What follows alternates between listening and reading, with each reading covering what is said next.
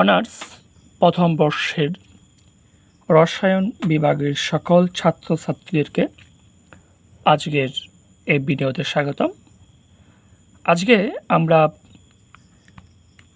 যে বিষয়টা নিয়ে আলোচনা করব সেটা হলো ফান্ডামেন্টালস অফ অর্গানিক কেমিস্ট্রি, জৈব আমাদের যে রসায়ন রয়েছে সেটা নিয়ে। জৈব রসায়ন যদি একটু কঠিন, তো আমরা যে বিষয়টা আজকে নিয়ে আলোচনা করব সেটা হলো জৈব যৌগের ইউপ্যাক নামকরণ। তো সাধারণ আলোচনা এখানে লেখা রয়েছে, এটা বহুল পরিচিত ও স্বীকৃত যে হাইড্রোকার্বন এবং তাদের জাতক নিয়ে জৈব রসায়নে অনুশীলন করা হয়। আমরা কিছু পড়ে নিচ্ছি, তারপরে আমরা বিস্তারিত আলোচনা করছি। কার্বনের ক্যাটিনেশন আইসোমারিজম এই দুটি অদ্বিতীয় ধর্মের জন্য এটি অসংখ্য লম্বা শিকল জৈব যৌগ সৃষ্টি করে।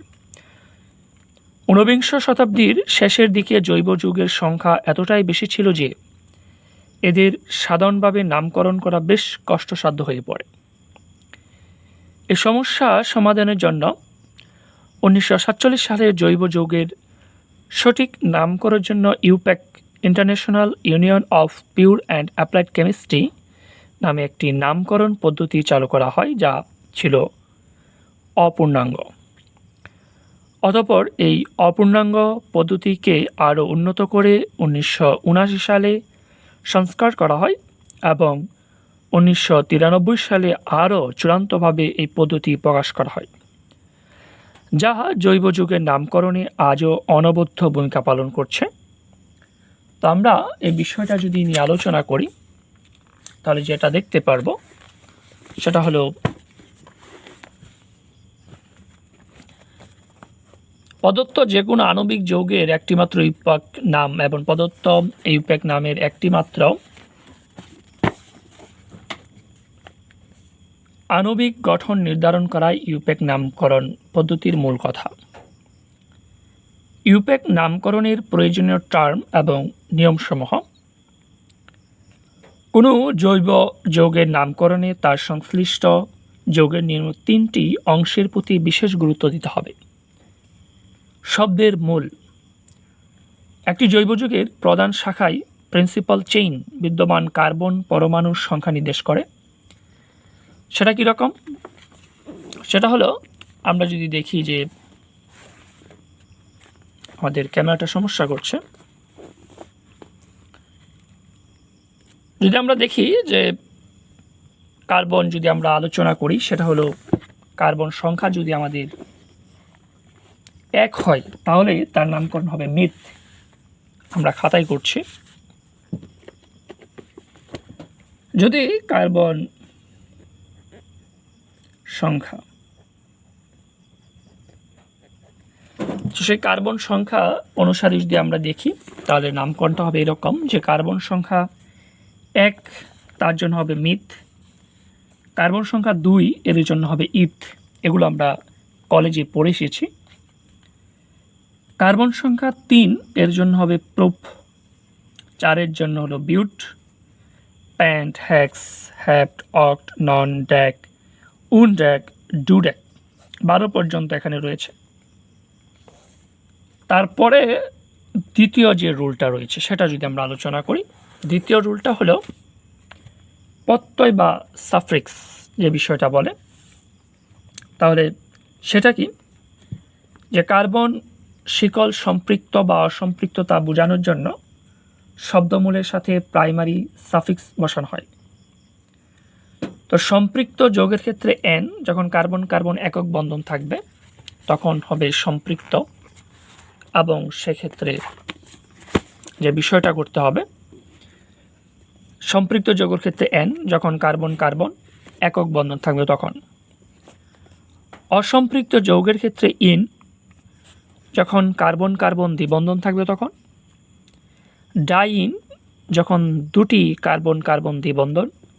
আইন, যখন কার্বন কার্বন ত্রিবন্ধন থাকবে। এদেরকে বলে সাফিক্স বা প্রধান প্রত্যয়। যেরকম এখানে লেখা আছে CH3, যদি আমরা লিখি এটা C3, C2 CH3। তাহলে এখানে সর্বপ্রথম আমরা দেখব কার্বন সংখ্যা কতটি। তাহলে কার্বন সংখ্যা যদি আমরা দেখি, কার্বন সংখ্যা হলো 3। তাহলে আমাদের যে শব্দ মূল, সে শব্দ মূল হবে প্রোপ। আর যেহেতু এখানে কোনো দ্বিবন্ধন নেই, একক বন্ধন রয়েছে, তাহলে প্রধান যে প্রত্যয় সেটা হবে N। তাহলে আমরা যদি এখন একসাথে নাম করি তাহলে হবে প্রোপেন। তারপর আরও একটা উদাহরণ দেখতে পারি আমরা, সেটা হলো CH3 CH2 double bond CH2। তাহলে এখানে কার্বন সংখ্যা যেহেতু 3, তাহলে হবে প্রোপ। আর এখানে বন্ধন যেহেতু 2, তাহলে এর জন্য প্রত্যয় হিসাবে হবে ইন। তাহলে দুটি একসাথে করলে যেটা পাবো সেটা হলো প্রোপিন। আবার যদি আমরা দেখি CH3 CH, এখানে হলো ট্রিপল বন্ড। তাহলে এখানে 3টার জন্য হলো প্রোপ, আর 3টা বন্ড থাকলে সেক্ষেত্রে লিখব আইন। তাহলে আমাদের হবে প্রোপাইন। প্রোপাইন।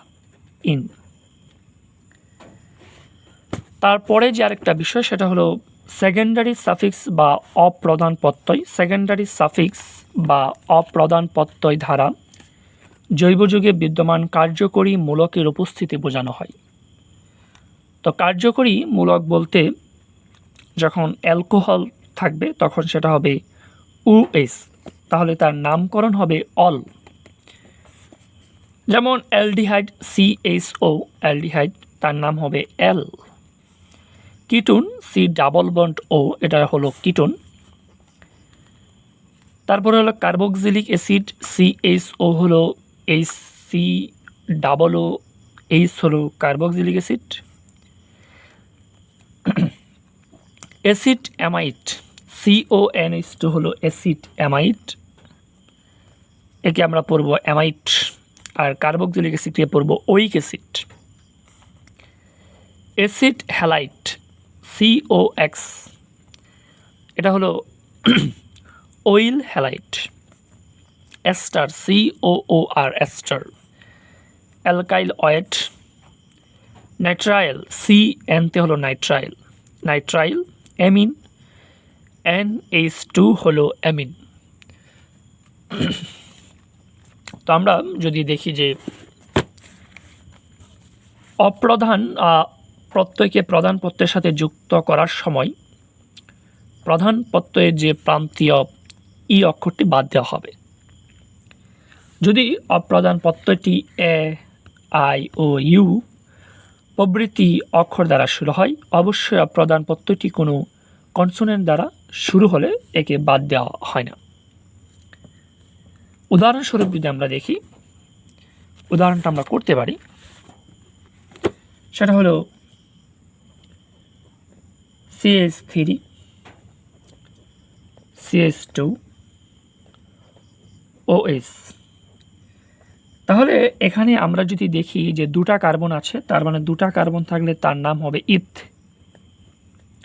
যোগ, এখানে যেহেতু একক বন্ধন আছে তাহলে তার নাম হবে N। আর এখানে OH এর নাম পড়েছিলাম অল। তাহলে সব কিছু মিলে হলো ইথানল। অর্থাৎ ইংরেজি যদি আমরা লিখি ইট ইজ ইথ ANEAL, তাহলে সেক্ষেত্রে আমাদের ই থা আর এই যে ই আছে সে ইটা বাদ যাবে, বাদ গিয়ে ই এবং এ সবগুলো বাদ যাবে, সেটা ও হবে। এ হলো ইথানল। আবার আমরা যদি আরেকটা দেখি, সেটা হলো CH3 CH2 CN। সিএনতে হলো নাইট্রাইল, সিএনতে কি নাইট্রাল।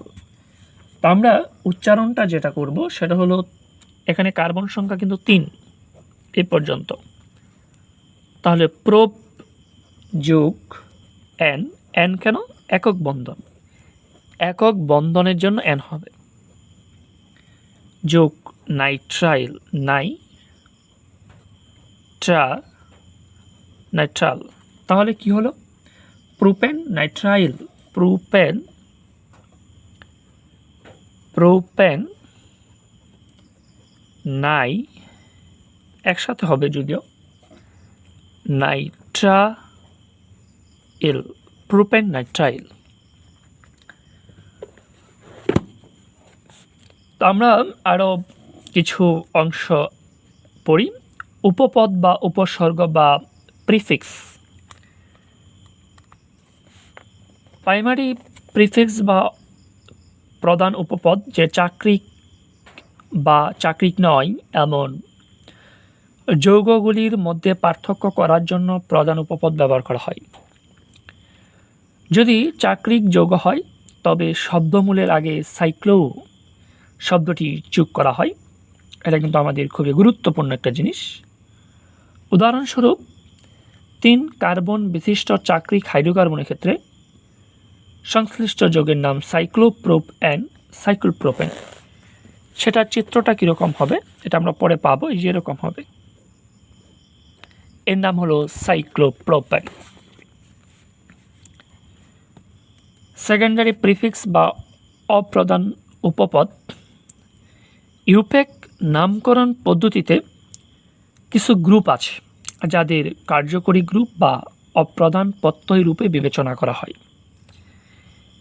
এগুলো হলো অপ্রধান উপপদ এবং এদেরকে শব্দমূলের আগে ইংরেজি আদক্ষরের বর্ণানুক্রমে যুক্ত করা হয়। যেমন এফতে হলো ফ্লোরিন, আমরা জানি, কিন্তু তার নাম হবে ফ্লোরো। তারপরে আমরা আছে ক্লোরো, ক্লোরিন থেকে ক্লোরো, ব্রোমিন থেকে ব্রোমো, আয়োডিন থেকে আয়োডো। নাইট্রো, NO2তে হলো নাইট্রো, NO শুধু নাইট্রোসো। ডায়াজো, N ডাবল বন্ড, URতে হলো অ্যালক্সি। OCH3 হলো মিথক্সি, এটা হলো ইথক্সি, অ্যালকাইল, মিথাইল, ইথাইল, 3টা থাকলো প্রোপাইল, আর এরকম ব্যাকেটের ভিতর থাকলে আই প্রোপাইল বা আইসোপ্রোপাইল। আর যদি 2টা থাকে তাহলে আইসোপ্রোপাইল, যদি 3টা থাকে তাহলে হলো টি বিউটাইল বা টারশিয়ারি বিউটাইল। এগুলো মুখস্থ রাখতে হবে। অর্থাৎ এলিফ্যাটিক জৈব যুগের ইউপেক এর নাম নিম্নলিখিত অংশগুলো দ্বারা গঠিত: অপ্রধান উপপদ, প্রধান উপপদ, শব্দমূল, প্রধান প্রত্যয় যোগ অপ্রধান প্রত্যয়। তাহলে সেকেন্ডারি এখানে ইংলিশে লেখা আছে। একটি যৌগে এই অংশগুলো সবগুলো থাকা আবশ্যক নয়, তবে শব্দমূল, প্রধান প্রত্যয় অবশ্যই থাকতে হবে।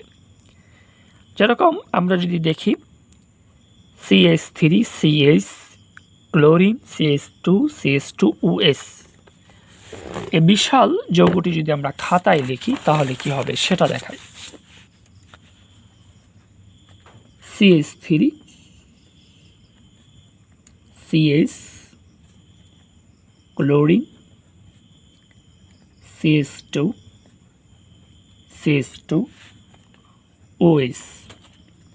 তাহলে আমরা যদি দেখি তো প্রথমে কিন্তু আমাদের এই যে আমাদের সেকেন্ডারি প্রিফিক্সের নামকরণ করতে হবে। তাহলে এটা হলো ক্লোরো, এবং আমরা নামকরণের ক্ষেত্রে সবচেয়ে কাছের দিকগুলো গুনতে হবে। তাহলে 1 2 3 4 5, আবার এদিক থেকে গুনি 1 2 3 4 5। তো নাম্বারিং পরে আলোচনা করব কোন দিক দিয়ে করতে হবে, সেটা একটা নিয়ম আছে। তা আমরা এখানে 2 দিক দিয়ে যেহেতু 3 নম্বরে পড়েছে, তাহলে আমাদের হলো 3 ক্লোরো, ক্লোরো। তারপর হলো আমাদের দেখতে হবে কার্বন সংখ্যা কতটি। কার্বন সংখ্যা হলো আমাদের এখানে 1 2, আচ্ছা ক্লোরিন উপর নাম্বারিং হয়ে গেছে, আমাদের এখানে এটা 3 এটা 4, তাহলে কার্বন সংখ্যা হলো 4টা, তার মানে হবে বিউট। আর এখানে আমাদের যেহেতু আমরা আগে বিউটটা লিখি, বিউট, আর এখানে আমাদের একক বন্ধন রয়েছে, তার মানে হবে N, কিন্তু এখানে আমাদের কি হবে, আবার ওই আমাদের N এর এটা কাট যাবে, সেটা পরবর্তীতে আমরা আলোচনা করব। তাহলে 3 করো বিউটান। এখন এই যে আমাদের যে অ্যালকোহলটা, এই ওয়েসটা কত নাম্বারে রয়েছে, 1 নাম্বারে। নাম্বারিংটা কিন্তু এইখান থেকে করতে হবে, অল। কেন বিস্তৃত আলোচনা আমি করছি না। তাহলে এখানে যদি আমরা দেখি, এই অংশের মধ্যে বিউট হলো শব্দমূল, বিউট এটা হলো শব্দমূল, আর এই যে একক বন্ধনে যে N, সেই N হলো প্রধান প্রত্যয়, আর এই যে অল সেটা হলো অপ্রধান প্রত্যয়, ক্লোরো হলো অপ্রধান উপপদ, এখানে উপসর্গ নেই। তো এরকম আমাদের বিষয়গুলো আজকে আমরা যে পাঠ্য পরিচিতিটা শুরু করেছি তা আমরা এই পর্যন্তই রাখলাম। বিস্তৃত আলোচনা আমরা পরবর্তীতে করব। নামকরণ শিখতে গেলে অবশ্যই তোমাদের এই বিষয়গুলো আগে মুখস্থ রাখতে হবে, নাহলে আমার কথা বুঝতে তোমাদের কিছুটা সমস্যা হতে পারে। সকলকে ধন্যবাদ জানিয়ে আজকে এখানে শেষ করছি। ধন্যবাদ।